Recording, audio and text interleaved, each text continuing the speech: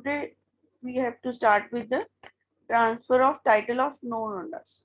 अब इसमें क्या है कि हम नेक्स्ट पढ़ेंगे कि जब हम एक तो सेलर बायर होता है, ठीक है, सेलर ऑब्वियसली अपने प्रोडक्ट सेल करता है, इसके अपने होते हैं, वो सेंड कर।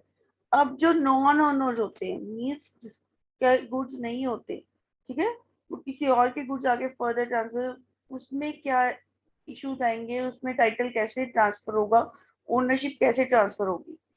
Section 21 says down generally rule as a transfer of title, that is it is only the owner of the goods who can transfer a good title, means जो ओनर होता है वो ही अपना जो ओनरशिप का टाइटल है किसी और को ट्रांसफर कर सकता है उस चीज को बेच के। No one can give the better title when what he himself has. This rule is expressed by the maxim memo that quod not habet, ठीक है, कि जो बंदा खुद की चीज जो ओनर होता है वो ही ट्रांसफर कर सकता है आगे फर्दर, not anyone else, ठीक है, which means that no one can give what himself has not. If the seller therefore has no title or he has defective title, the buyer's title will be equally wanted or defective. It means जो seller है, ठीक है, अगर आपने वो चीज चोरी करके या वैसे ही है और फर्दर अब उसको सेल कर रहे हो, मतलब कि आपका अगर टाइटल डिफेक्टिव है तो वो बायर का टाइटल भी डिफेक्टिव होगा, वो उसकी चीज नहीं मानी जाएगी। एज द केस में बी, दो he has purchase the good faith and for value, चाहे उसने अपनी कहते गुड फेथ पे ली है वो चीज और पैसे देकर लिए, तब भी वो टाइटल में क्या है, डिफेक्टिवनेस होगी। Section 27 in this regard says that the subject to the provision of the act of any other law at a time in force where the goods are sold by the person who is not the owner thereof, who does not sell under the authority or or with the consent of owner. The buyer acquires no better title than what the seller had, unless the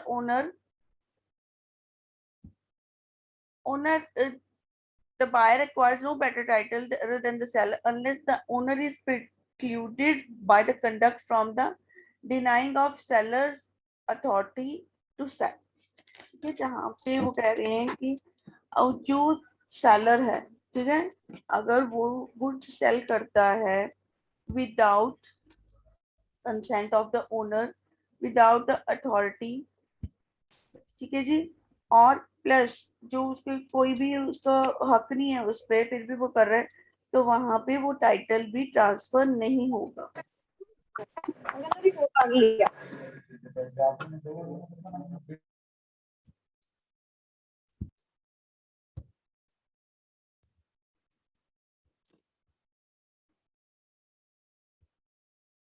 next examples हैं, Aakash the hirer of goods under the hire purchase agreement sell them to the Bhim, though bona fide purchaser, does not acquire the property of goods. At the most of acquire such interest has a hirer head, ठीक है, जो आकाश है वो hirer of goods है under hire purchase agreement, sales to Bhim, hire purchase agreement में ही उसने further Bhim को सेल कर दिया, तो bona fide purchaser does not acquire the property of the goods, यहाँ पे ये परचेजर को वो गुड्स नहीं मिलेगी, क्यों, क्योंकि वो नॉन ऑनर था, ठीक है, उसने आगे फर्दर सेल कर दी, सिर्फ हायर परचेज पे वो दे सकता था। Prakash finds ring and sells it to Bhanu, who purchased for its value in good faith. The true owner, Tara, can recover the ring from Bhanu for Prakash having no title because none the better.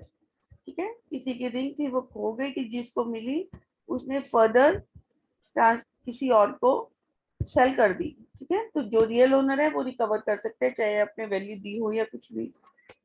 Exception to the general rule, कुछ चीजें हैं यहाँ पे exceptions भी हो सकती हैं, वो कौन सी है, exception to the above general rule, there are certain exceptional circumstances, sale by mercantile agent. Mercantile agent कौन सा होता है कि जो वो ओनर नहीं होता, मींस आपने अपना एजेंट अपॉइंट किया हुआ है, आपने अपने गुड्स उसके पास रखे हुए हैं और वो उसके पास पोजेशन होता है और वो आगे फर्दर आपके प्रोडक्ट सेल करते हैं, ठीक है, जो आप अपने होलसेलर या फिर किसी को भी एजेंट को आगे फर्दर गुड्स ट्रांसफर कर देते हो, वो आगे आपकी गुड्स बेचेगा, ठीक है, तो वो गई सेल बाय मर्केंटाइल एजेंट। तो यहाँ पे वो ओनर नहीं है, फिर भी वो गुड्स बेच रहा है, ठीक है, तो ये एक्सेप्शनल केसेस है, यहाँ पे वो वैलिड मानी जाएगी। Example, a mercantile agent obtained some diamonds from two owners, falsely pretending that he had customer who wanted to purchase them, and he afterwards fraudulently pledges the goods to secure in advance for the true owner would be bound by the pledge. तो यहाँ पे क्या है कि mercantile agent है, उसने कुछ diamonds ले लिए, ठीक है, फ्रॉम टू ओनर, फालसी प्रिटेंडिंग कि कोई सी आगे कस्टमर को चाहिए, ठीक है, और फर्दर वो क्या कर रहा है, उसको फ्रॉडुलेंटली प्लेज कर रहा है, ठीक है, तो ताकि वो पैसे लेने के लिए किसी को आगे, the true owner would be bound by the pledge. अब यह ट्रू, अगर उसने प्लेज कर दिए, ठीक है, उसके एजेंट ने प्लेज कर दिए, तो ट्रू ओनर भी उस प्लेज में इंक्लूड होगा, ठीक है, he has to be bound by that pledge, क्योंकि वो उसका मर्केंटाइल एजेंट था। हमने लास्ट पीछे भी पढ़ा था कि जो सर्वेंट को अपने गुड्स लेने के लिए भेजा था क्रेडिट पे, बट आफ्टर दैट उसने एक दिन कैश देके भेजा, तो वहां पे अगर उसने क्रेडिट पे लिया तो he is himself bound to pay the money to the buy, ठीक है, तो यहाँ पे भी वही चीज है कि अगर आपका मर्केंटाइल एजेंट कुछ ऐसा काम करते तो आप भी बाउंड होते हो। Next is sale by joint owners. अब जॉइंट ओनर्स होते हैं तो वहां पे क्या होगा, where the several joint owners of goods have sole possession thereof with the consent of others, any purchaser from such person the value without notice at the time the seller want authority to sell acquires good title thereto। Means अगर कोई joint owners है और जिसके पास position पड़ा है, तो कोई आ गया लेने के लिए, बायर आ गया, तो वहां पे वो क्या है, गुड सेल कर देगा without any consent.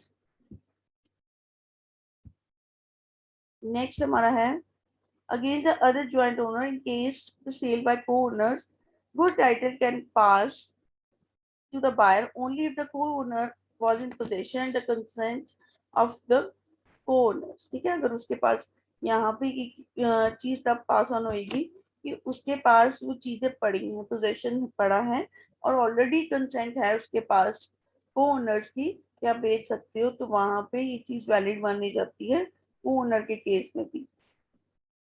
Next is sale by person in possession under voidable contract. Voidable contracts वो होते हैं, ठीक है, जिनको हम वैलिड भी कर सकते हैं, वॉइड भी कर सकते हैं। A person who has obtained the possession of goods under contract which is voidable on the ground of fraud, misrepresentation, coercion, undue influence, ठीक है, ये वाइड फ्री कंसेंट वाले हमने पढ़े थे, तो यहाँ पे अगर ये सारी चीजें हैं कॉन्ट्रैक्ट में, ठीक है, उसके बाद आप क्या कर सकते हो, ये चीज वॉइडेबल होती है, ठीक है, तो यहाँ पे भी अगर वॉइड, अगर हमने उसको वैलिड कर दिया मीन्स वो कॉन्ट्रैक्ट, वो सेल वैलिड मानी जाएगी। जैसे एग्जाम्पल है, Kowal by exercise undue influence by car from Bimal at very low price and sell it to Kanta, an innocent purchaser. Kanta is a good title. Bimal can't recover the car from even if the contract is subsequently set aside by him due to undue influence of Kamal।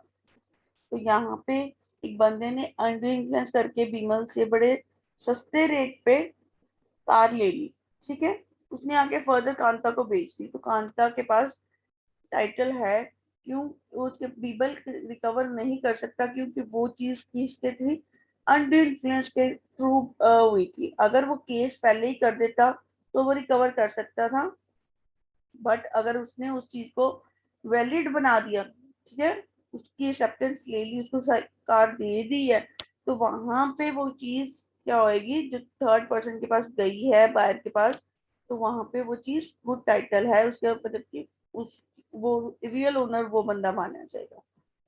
Cell by the seller in possession of goods after sale. इसमें क्या है कि अगर seller ने already cell कर दी है but goods उसके पास still possession में है, तो वो वहां पे क्या चीज मानी जाएगी कि प्रॉपर सेल है, कि वो बायर जो पहले था वो रिकवर कर सकता है। Where the seller having sold the goods continue in the possession thereof or the document on the title of the goods, delivery or transfer by such person or a mercantile agent by the way of sale, pledge, or other disposition will pass a good title to a transferee for such latter person bonafide.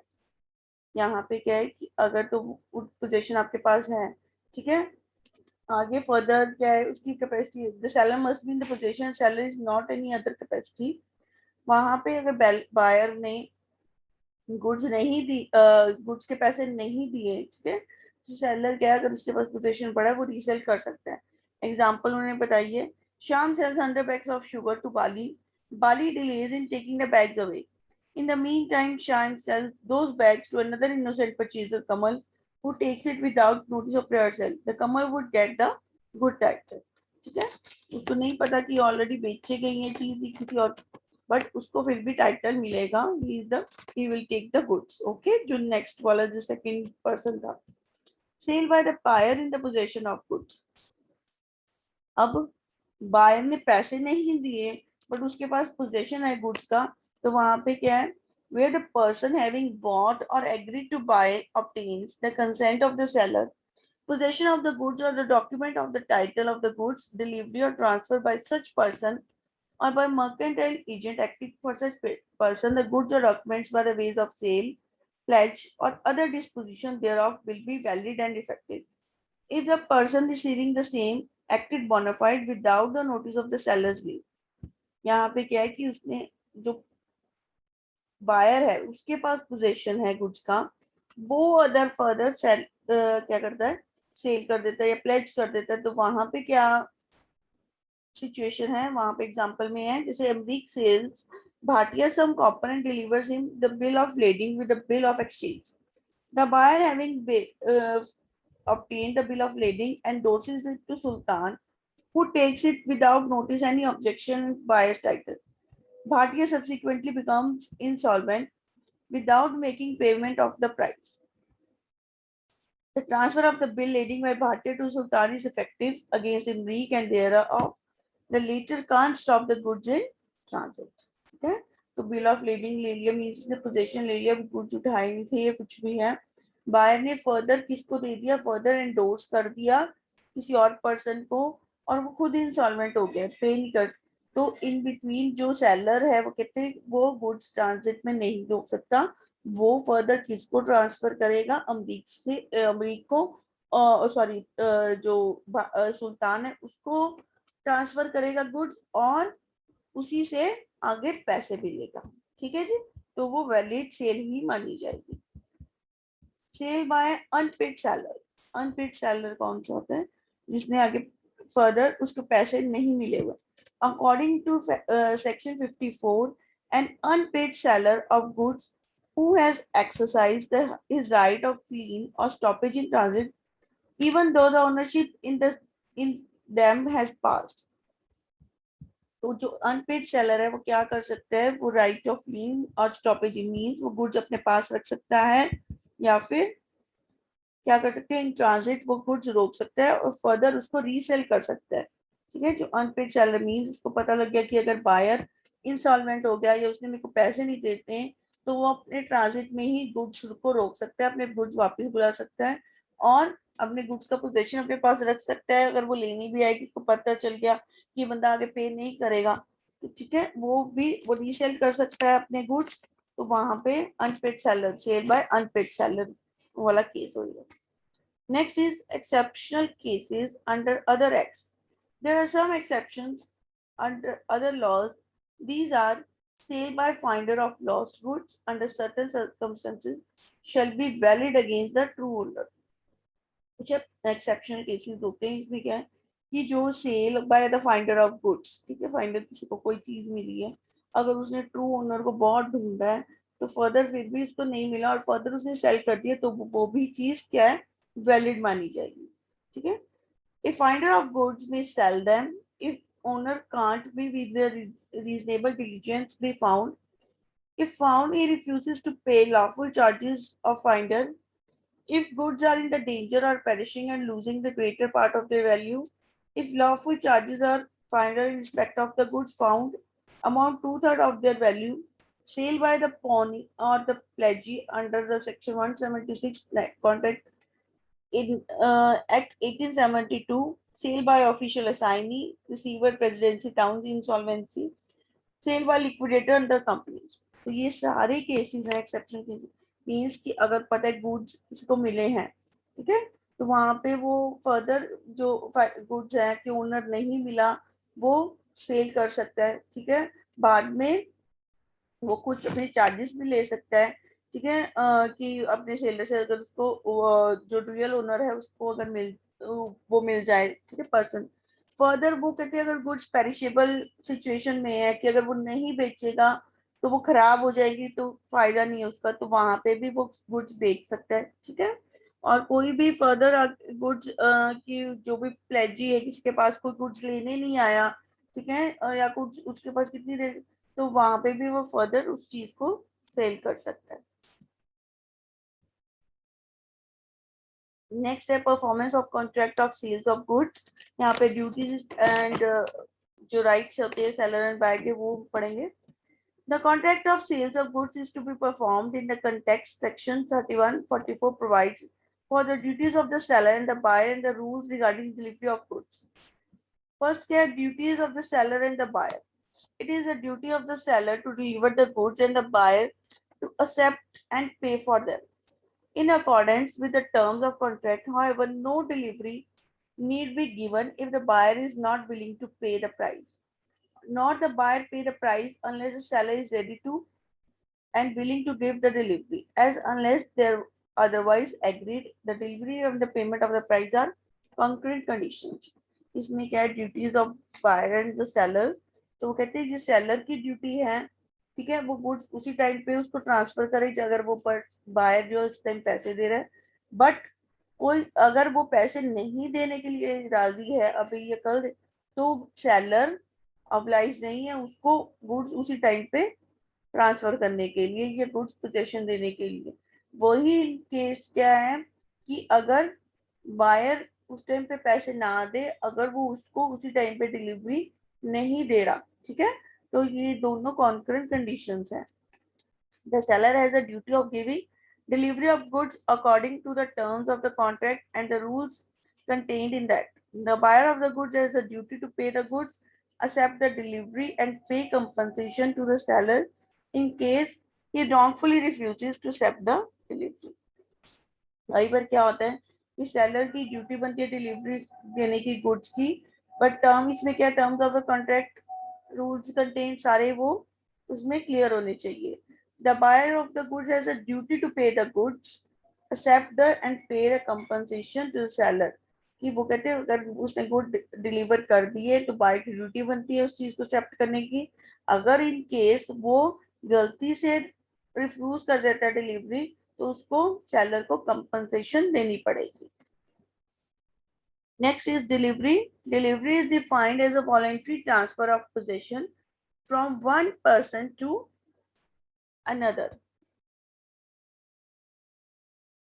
Section 33 provides the delivery of goods sold may be made by doing anything which the parties agree to be treated as delivery or which has the effect of putting goods in the possession of buyer or any person authorized.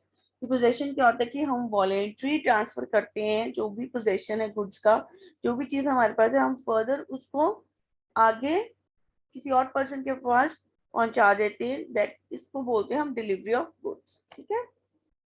यहाँ पे दो तरह की deliveries होती हैं, कौन सी, एक actual या फिर हम कह सकते हैं फिजिकल डिलीवरी, ठीक है, उसको बोलते हैं। दूसरी कौन सी होती है, सिंबॉलिक और कंस्ट्रक्टिव। इन एक्चुअल और फिजिकल डिलीवरी में क्या है कि हम हैंड ओवर करते हैं, ठीक है, हम पर्सन को वो गुड्स पकड़ा देते हैं, ठीक है, तो ये होगी हमारी एक्चुअल डिलीवरी। और सिंबॉलिक डिलीवरी में क्या होएगा, it is made by delivering some symbol that carries with the real possession of goods. Example, delivery of railway receipt properly endorsed or the delivery of the key of warehouse, ठीक है। तो यहाँ पे क्या है कि हम कंस्ट्रक्टिव मीन्स हम गुड्स नहीं किसी को पकड़ाते, हम कोई सिंबल या फिर जैसे हमने किसी को चाबी वेयर हाउस की चाबी पकड़ा दी या फिर हमने बिल पकड़ा दिया उस चीज का, चाहे पोजीशन कहीं पे पड़ा या वेयर हाउस में पड़े, बाद में गुड्स, तो वहां पे वो गुड्स फर्दर आगे ट्रांसफर हो जाते हैं, ठीक है जी। नेक्स्ट है This type of delivery may be effective in three ways, where the buyer who is already in possession of goods as a bailey of the seller holds them his own after sale, with the seller who is in the possession of goods holds them as a bailey of the buyer after the sale, where the third person like carrier or a warehouse man who holds the goods as a bailey for the seller agrees and acknowledges to hold them for the buyer. तो ये case जो ये acknowledgement है symbolic वाली, वो third person भी ले सकता है, चाहे वो बायर भी ले सकता है या फिर सेलर। मीन बायर अगर उसके पास ऑलरेडी गुड्स का पोजेशन है, ठीक है, या सेलर उसके पास पोजेशन है, या थर्ड पर्सन जो कैरियर है वो भी क्या ले सकता है, ये जो हमारी symbolic delivery of goods. Rules regarding the delivery. Delivery of parts of goods may amount to delivery of whole if it is so intended and agreed. तो यहाँ पे कुछ रूल्स हैं डिलीवरी ऑफ गुड्स के। फर्स्ट रूल क्या है कि जो गुड्स हमने पार्ट ऑफ गुड्स में अगर बेच रहे हैं, may amount to the delivery of whole, कि वो चीज ओवरऑल सारी की सारी सेल को हम कह सकते हैं, अमाउंट कर सकते हैं कि ये चीज पूरी की पूरी सेल हो सकती है। जैसे एग्जांपल उन दिया है, certain goods lying at a wharf are sold in a lot. The seller instructs the wharfinger to deliver them to the buyer who has paid for them, and the buyer thereafter accepts them and takes away the part of them. It amounts the delivery of whole. ठीक है, तो seller ने वो कहते जो goods है, certain goods वाफ पे लाई कर रहे हैं, तो वो लॉट में दे रहा है, ठीक है। तो यहाँ पे उसने अगर बायर को किया है, वो इज पेड फॉर देम, उसने पे कर दिया उस चीज के लिए। The buyer thereafter accept them and take away the part of them. It amounts the delivery of the whole. ठीक है, वो पार्ट्स में लेके जाएगा। अगर उसने एक पार्ट पहुंचा दिया है तो सारी पे, तो हम इस चीज को कहेंगे कि हमने सारी डिलीवरी दे, डिलीवरी ऑफ द होल को, ठीक है, वो नेक्स्ट पार्ट अपने आप लेके जाएगा। Unless the agreed otherwise, the seller is not bound to deliver the goods till the buyer applies for the delivery. यहाँ पे एक दूसरा रूल क्या है कि जब तक बायर नोटिफाई ना करे आपको कि मुझे गुड्स पहुंचा दो या मुझे गुड्स अब भी दे दो, तब तक आप बाउंड नहीं हो डिलीवर करने के लिए गुड्स, ठीक है। नेक्स्ट है place of delivery, where it is for the buyer to take the possession goods और for the seller to send them. Buyer is the quotient depending in each case on the contract expressed or implied between the parties. Apart from any such contract, goods sold are to be delivered at the place which they are at the time of sales agreed to be. ठीक है, उसी जगह पे पहुंचाने पड़ते हैं goods जहाँ पे बायर ने मेंशन किया है, ठीक है, या फिर जो place of delivery can be actual place जहाँ पे सेल हुई है, ठीक है, वहां पे हम गुड्स दे सकते हैं, या फिर हमने फर्दर बायर प्लेस पे। Time of delivery, wherein the contract of sale, seller is bound to send the goods to the buyer, but no time of sending them is fixed. The seller is bound to send them with the reasonable time. तो जो भी अगर goods अभी उसी time पे as it at a time पे नहीं transfer हुए, तो वहां पे आपको गुड्स ट्रांसफर करने कोई फिक्स टाइम नहीं होता, बट रीजनेबल टाइम में आपको सेंड करने पड़ते हैं। Unless otherwise agreed, expressed, and often incidental to putting goods into the deliverable state shall not borne by the seller. तो ये वो जो गुड्स हैं it should be in a deliverable state, ठीक है, वो सारी चीजें जो भी एडिशन करनी है वो जो वो सेलर है वही बॉर्न करेगा उसके charges. Demand for the tender of delivery must be reasonable hour, where the reasonable hour is question of fact. जो भी है tender of delivery must be in reasonable, जो भी अगर हमने अगर गुड्स हैं ट्रांसफर करने हैं तो वो रीजनेबल आर में होनी चाहिए। कोई भी अगर गुड्स हमने फर्दर टेंडर के थ्रू डिलीवरी देनी।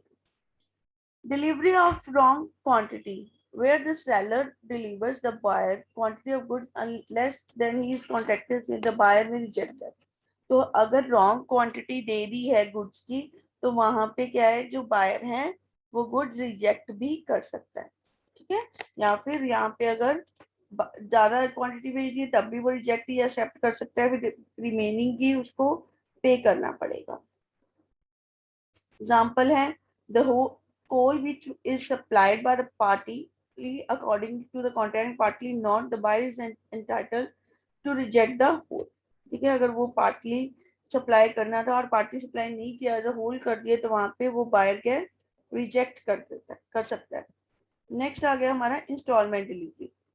The buyer is not bound to accept delivery by instalment unless otherwise agree. तो या जब तक कॉन्ट्रैक्ट में लिखा नहीं होगा कि हाँ तो ये चीज हमने इंस्टॉलमेंट्स में ये देनी, तब तक इंस्टॉलमेंट डिलीवरी वैलिड नहीं मानी जाएगी। मीन्स अगर आपने कोई चीज ली है, ठीक है, आपने समझ लो कोई 10-12 कपड़े लिए हैं, वो कह रहा है ठीक है ये मैं ठीक कर दूंगा, फिनिशिंग करवा दूंगा, वो बायर आपको आज एक दे रहे, अगले हफ्ते दे रहे, ये इंस्टॉलमेंट्स में डिलीवरी नहीं है, वैलिड मानी जाएगी अनटिल अनलेस जब आपने वो कॉन्टेक्ट किया उसमें लिखा हुआ था कि ये चीज ऐसे ही होगी। ठीक है। Delivery of carrier of boy finger. The delivery of goods by the seller to the carrier for transmission to the buyer or to the boy finger of safe custody is prima facie deemed to be delivery of the goods.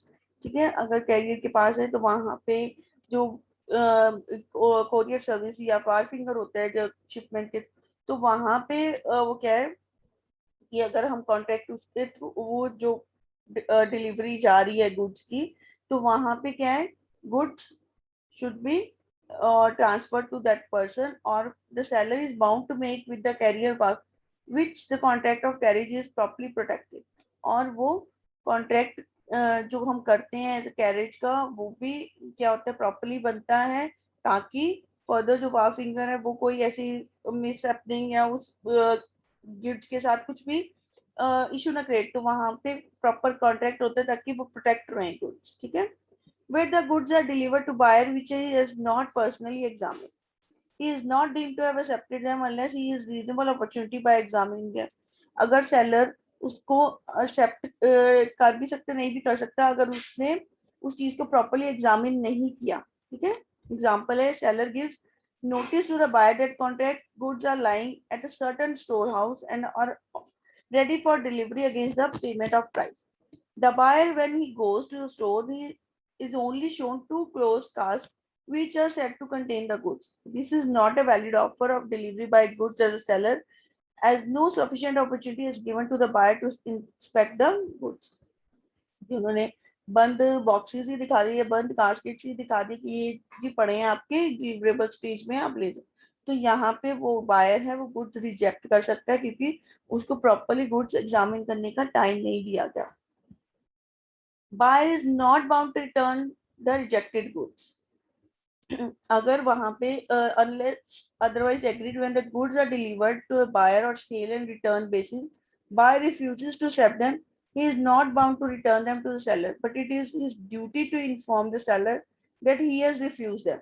Otherwise, after lapse of reasonable time, he will be deemed to have accepted them। तो यहाँ पे क्या है कि but ये duty बनती है inform करने की सेलर को कि उसने जो बायर है उसने रिफ्यूज कर दिया, तो यहाँ पे reasonable time he has to accept them कि हाँ ये चीज उसने रिफ्यूज कर दी, but he is not bound to return the goods. ठीक है, वो गुड्स रिटर्न कर भी सकता है, नहीं भी कर सकता, बट ही इज नॉट बाउंडेबल। ठीक है। तो ये सेलर है वो चाहे अपने गुड्स मंगवाए, अगर उसने अगर क्या कह रही है कि वो कह रहा है कि अपने ले जाओ, खुद ले जाओ, तो वही सेलर की ड्यूटी बन जाएगी। Liability of the buyer, where the seller is ready and willing to deliver the goods and request to the buyer to take the delivery and the buyer does not within a reasonable time after। तो ये liability है अगर वो कहते goods deliverable stage में है और seller कह रहा है कि गुड्स ले जाओ और बायर नहीं लेके जा रहा, तो वहां पे क्या है, such request take the delivery, he is liable to the seller for any loss. और वो अगर गुड्स नहीं लेता तो वहां पे कोई भी अगर सेलर को डैमेज होता है, कोई भी लॉस होता है, तो ही हैज टू पे दैट। ओके।